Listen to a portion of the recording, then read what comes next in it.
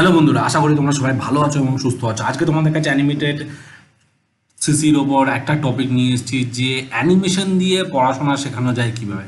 তো এখনকার ইউথ জেনারেশনদের যে একটা মাথায় থাকে, যে অনেকের মাথায় আসে যে অ্যানিমেশন দিয়ে কি করে পড়াশোনা শেখায়। তো আমি কিছু পয়েন্ট তোমাদেরকে বলছি, যেই পয়েন্টগুলোকে ফলো করলে তোমরা অ্যানিমেশন দিয়ে খুব সহজে পড়াশোনা শেখাতে পারো। তো দেরি না করে শুরু করা যাক আজকে ভিডিও। তো সবার প্রথম যে পয়েন্টটা হচ্ছে, 1 নম্বর পয়েন্ট, সেটা হচ্ছে যে কনসেপ্ট। ঠিক আছে, কনসেপ্ট। ঠিক আছে, কনসেপ্ট। সেই কনসেপ্ট সহজ আর ভিজুয়াল করা, মানে অ্যানিমেশনের সবচেয়ে বড় শক্তি হলো ডিজিটাল বিষয় সহজ করে বোঝানো। যদি এক্সাম্পল হিসেবে ধরি, তাহলে হচ্ছে যে সায়েন্সের সোলার সিস্টেম, গ্রহগুলো ঘুরছে এমন অ্যানিমেশন এরকম বানাতে পারো। ঠিক আছে, ম্যাথ ফিকশনের যদি হয় তাহলে পাই চার্ট কাটার অ্যানিমেশন, হিস্ট্রি ও ব্যাটেল সিনের বললে সিম্পল মোশন গ্রাফিক্স অ্যানিমেশন। ছাত্ররা না, হ্যাঁ, ছাত্রদের চোখে এই অ্যানিমেশনগুলো খুব সহজেই ফুটে ওঠে এবং মনে থাকে বেশি। সেকেন্ড যদি টপিক বলো, তাহলে 2 নম্বর টপিক হচ্ছে, সেটা হচ্ছে যে স্টোরি টেলিং। ঠিক আছে, স্টোরি টেলিং। ঠিক আছে, ELLIN, story telling. Story telling ব্যবহার করো। ঠিক আছে, শুধু লেকচার দিলে, মানে শুধু যদি মুখে বলতে থাকো তাহলে সেটা তোমার বোরিং লাগবে। ঠিক আছে, শুধু নর্মালি যদি মুখে বলো তাহলে তোমাদের বোরিং লাগবে। তার বদলে ছোট গল্প বানাও। ঠিক আছে, যেমন মনে করো এক্সাম্পল হিসেবে যদি আমি বলি, যেমন রাহুল এক্সামে ফেল করলো, তারপর সে কিভাবে ম্যাথ বুঝলো। ঠিক আছে, ক্যারেক্টার ইউজ করো কার্টুন স্টাইলে, তার মধ্যে কিছু কিছু ইমোশন রাখো, একটু স্টোরি রাখো, বেটার এনগেজমেন্ট রাখো, তাহলে দেখবে অ্যানিমেশন খুব ভালো হবে এবং ছেলেগুলোরা খুব সহজে বুঝতে পারবে।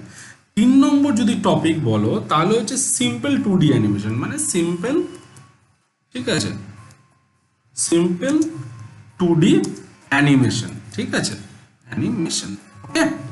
তো সিম্পল 2D অ্যানিমেশন দিয়েও তুমি শুরু করো। ঠিক আছে, হাই লেভেলে অ্যানিমেশন একদমই লাগবে না। তুমি ইউজ করতে পারো অ্যাডোব আফটার এফেক্টস, যদি বলো ব্লেন্ডার ইউজ করতে পারো, ক্যানভা ইউজ করতে পারো, অ্যানিমেটেড সিসি ইউজ করতে পারো, বেসিক মোশন ওর মধ্যে দাও কিছু। ঠিক আছে, একটু জুম রাখো, জুম করো। ঠিক আছে, তো এরকম দিলে খুব সহজে অ্যানিমেশন তোমাদের বোঝা যায়। ঠিক আছে বন্ধুরা, তো 4 নম্বর যদি আমি টপিক বলি, যদি আমার কাছে যদি 4 নম্বর টপিক হয়ে থাকে, তাহলে হচ্ছে যেটা হচ্ছে মাইক্রো লার্নিং। মাইক্রো লার্নিং হচ্ছে, হ্যাঁ, LEARNING। মাইক্রো লার্নিং হচ্ছে ছোট ছোট ভিডিও, যেমন বড় লেকচার, মানে বড় বড় ভিডিও, লেকচারের উপর ভিডিও না করে ছোট ছোট ভিডিও বানাও, যেমন 30 সেকেন্ডের, 1 মিনিটের কনসেপ্ট।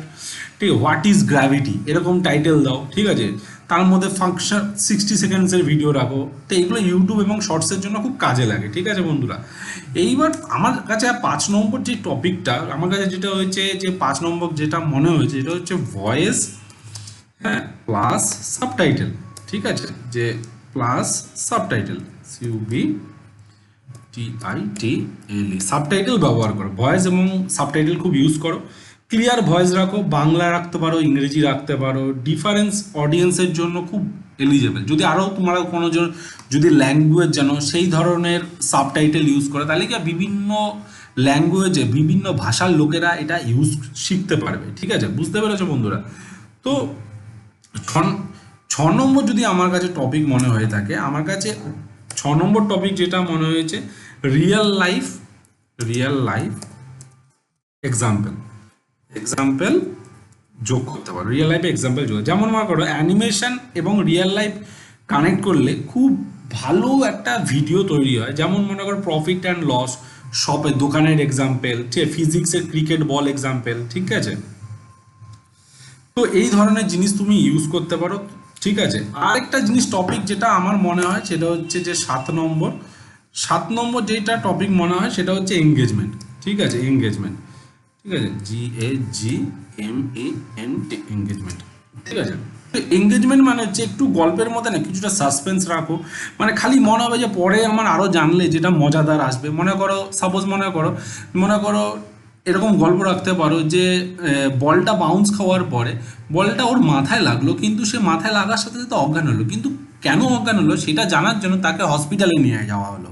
ঠিক আছে, তো এইরকম ধরনের যদি তুমি সাসপেন্স রাখো, পাবলিক কী হবে, খুব ইন্টারেস্ট ফিল করবে। তো এই কটা টপিক যদি তুমি রাখো, তাহলে দেখবে অ্যানিমেশন দিয়ে তোমরা ইজিলি শেখাতে পারবে কোনো কিছু। তো আশা করি বন্ধুরা তোমাদের আজকের টপিক ভালো লেগে থাকবে। যদি আজকের টপিক তোমাদের ভালো লেগে থাকে তাহলে অবশ্যই তোমাদের এই চ্যানেলটিকে লাইক করো, কমেন্ট করো অ্যান্ড সাবস্ক্রাইব করতে ভুলো না। নেক্সট ভিডিওতে আরও কিছু মজাদার জিনিস নিয়ে আসতে চলেছি। তো সঙ্গে থাকো, সাথে থাকো, বাই।